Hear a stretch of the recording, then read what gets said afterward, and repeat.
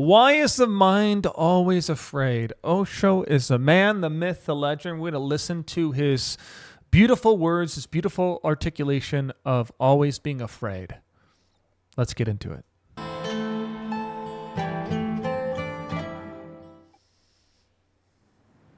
Why is the mind running like crazy when the heart wants to say something?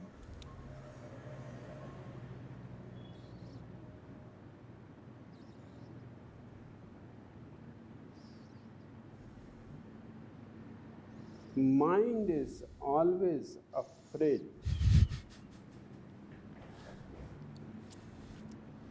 only of one thing, and that is your heart. Mm.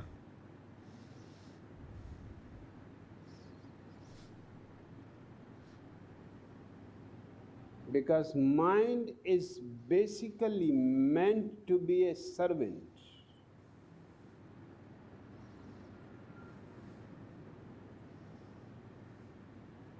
But he has managed to become the master. And the heart,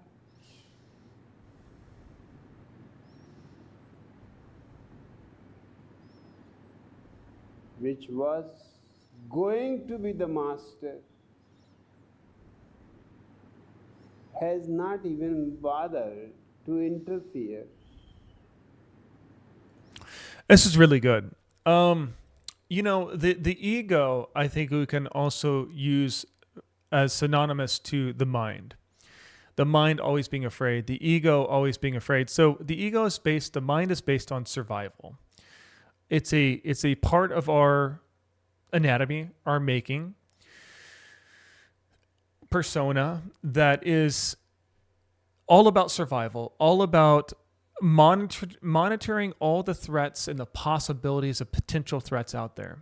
Okay, the problem is that we allow that to run rampant and command how we act in life.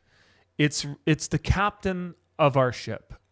And what Osho's alluding here is that we need to make the heart the center and the captain once again. And another word for heart could be spirit, could be soul. That we need to make the soul supersede, the soul superior to the little voice or the little scared inner child, the little ego that needs constantly fed with acknowledgement and self-assurance, and it's important, and it's always monitoring those threats. But when you get in the space of the heart, you get in the space of a carefree attitude, a humorous adventure out here in the reality of life, here in the earth realm, where you just live at ease and breathe at ease with a carefree mantra. Before you were bogged down by memory, before you were bogged down by responsibility, before you were bogged down by listening to the ego, the mind's constant narration and narratives of how scary life really is. And if you can separate yourself from that and live from the soul, live from the heart, this is where freedom truly resides. And has allowed the mind to remain the master.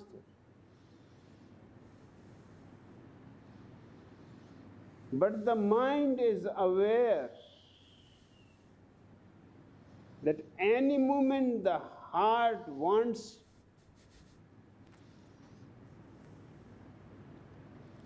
his mastery is gone. So whenever the heart wants to say something, a fear arises in the mind.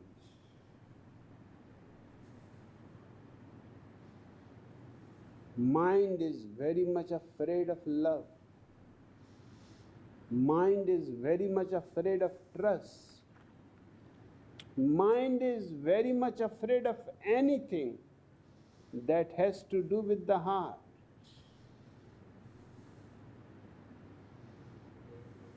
Because its mastery is not part of the nature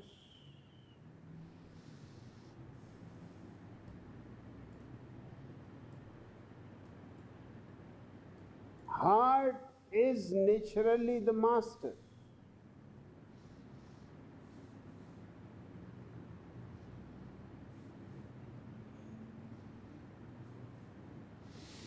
But this is the problem, because the heart feels its mastery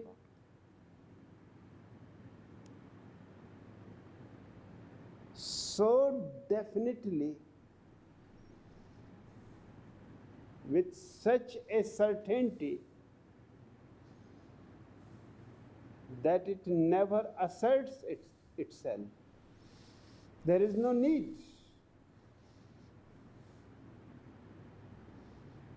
It is an intrinsic knowing in the heart that mind can be pushed aside any moment,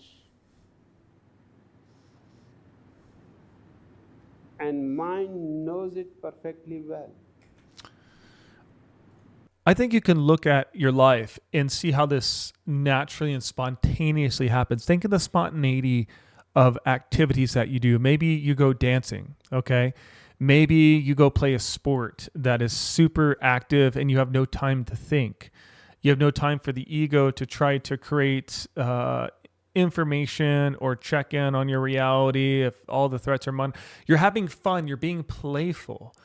You're so engulfed in that activity that there's a freedom and an ease and a playfulness, of a juiciness to you.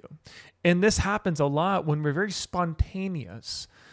And that's why I really advocate for having spontaneity in your life, to go do things in the moment when your heart says to dance freely, to sing, to allow yourself to have this natural flow from the heart.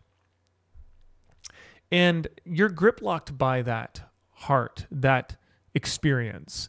The ego is not running your life in that experience. So a lot of times we have activities we can do to show us the different ways of what we're living from. Are we living from the ego in the fear-based reality? Or are we living in the playful freedom of the heart? And that's just a good example of how you know the difference. You know that if we're taking life too serious, we're falling into the pitfalls of ego-driven behavior. We're bogged down by the overbearing burdens and responsibilities of life. And, life is just so hard. Well, you can be going through hell with a smile. That's the heart. The heart knows that it can never be tainted. It can never be destroyed. It can never be distorted. Only if you allow it. You have dominion over your mind, your heart, your body, your emotions. And it will try to pretend. It'll sound so big. Oh, I'm important. I'm the ego. I'm the mind. You should listen to me at all times. But set that aside and start living in that playfulness again in life. See how you can find more playfulness, more juiciness in your life, where you can let go. One of the best things you can do with the ego is you just let go of the noise. It's like, I hear you. I hear you. You're trying to make me afraid of this, that, and the other. But no, man, confidence also is a huge part of a spontaneous heart, because you're unbothered by thought and opinion from others and how you're just free in your expression, free in your totality of human existence. And this is what makes people beautiful, by the way. This is what gives people that big aura, that they're just so involved in the heart. They're not bogged down by the mind and the ego's obsession with survival. That he is just a servant, because the master is too gentlemanly. This is why I say strong masculine frame is required for spiritual seekers. Our hearts are too gentlemanly. We don't want to assert ourselves over the ego. We just want to be told what to do. And that's being a servant. You are the master. You tell your body, you tell your mind, you tell yourself what you're going to do, how you're going to behave, how you're going to feel, how you're going to show up in life. That no matter the noise out here or the noise in here, you pay it no mind. You have autonomy out here where no authority is going to make you inferior or afraid of your own birthright of existence in human expression. And nothing in your mind is also, you're going to have a full autonomy from it as well, where it's not, you're not going to allow it to weaken you. You're not going to allow it to weaken you. And that is spiritual transcendency, spiritual alchemization. You're superseding the ego and its needs in living in a reality based on playfulness and carefree nature. That is the secret, I believe, the secret sauce to living a confident, radiant life, not immobilized by fear. And has allowed even the servant to pretend to be the master. But a servant is a servant.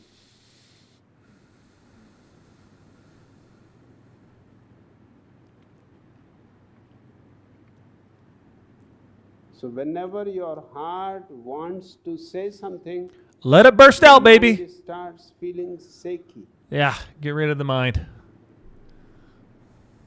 It wants the heart to remain completely dead. Kill it. It's a threat to the ego. It wants man to become completely heartless. Heartless and harmless. And it has succeeded. It's true. The majority of adults, I would say, are half-hearted, or another word for that is half alive, or half dead. We've somehow let the ego diminish the frequencies and state of beings that we can reach. And most of us are not living in those frequencies of default. We're living in the frequencies of fight or flight and survival. And that's just constant stress. And constant stress over decades will kill you. And so this ease, this carefree ease nature is you're coming from the heart of allowing you to be the master of your ego, not the servant of your ego. All over the world, to make people heartless.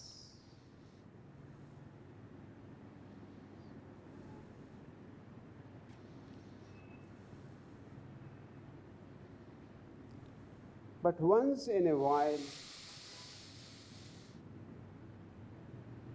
this is going to sound maybe interesting, but I believe that down here in our core, in this area right here of our solar plexus, there's this great state of bliss that we can activate through this intense breathing methodology that I do, where it's like almost like an inner squeal. And this is my own thing, and maybe it's a little weird, but I would love for all of you to take a minute and just get down in your gut and feel like you're squealing for nothing at all, but it's a great feeling. It's this intense emotion that maybe it is how you felt when you woke up on Christmas Day and as a child, and you were looking forward to seeing Santa and all the presents that he brought, and there's just this rejuvenation and joyful ecstasy. And oftentimes when I'm by myself, I do this exercise and there's actually a squeal that comes out, and it completely transmutes my biochemistry. And so if we have tools to feel at better states, can we activate and use those tools? Another tool is breath work, where it's very simple. It's if you're having a little bit of anxiety or a little bit of churn in your stomach and you don't know where that's coming from, simply breathing for 4 seconds in, 4 seconds hold, and 4 seconds out for 30 seconds can really reset your biochemistry. So it's just very simple. Hold, release.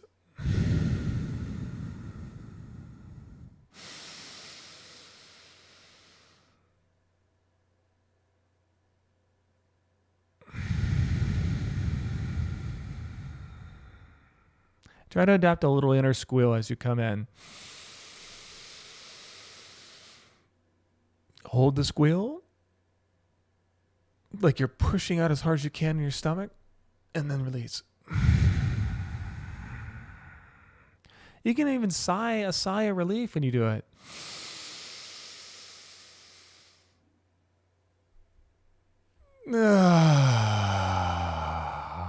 Is it weird?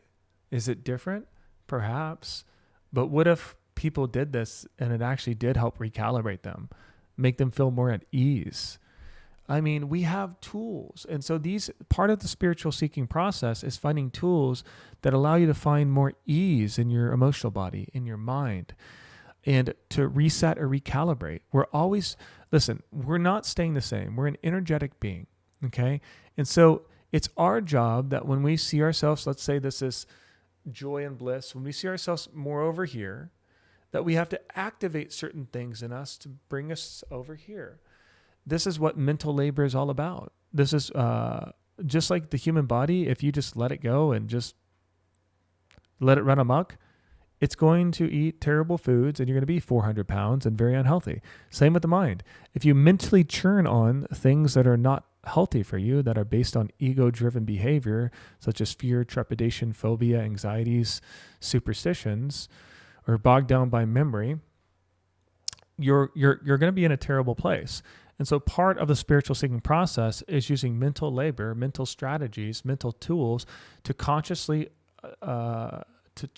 constantly change our temperament, our demeanor, our natural state of being. This is within our control. This is the only thing that we truly have dominion over in this world. We have free will. We were given free will to think, behave, and believe the things that we want to. The problem is, as children, we're indoctrinated into narratives and educated by people who see the world a certain way, and we through no conscious intent of our own, adopt those people's philosophies. Part of the spiritual seeking process is to adopt new frameworks, new programming, to bring you to a strong core, that there's so much innate power from within yourself that you can utilize,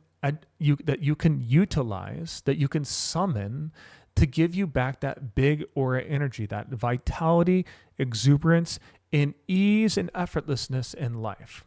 I'm going to end the video there. Thank you so much to Osho's words for allowing me to play off of them.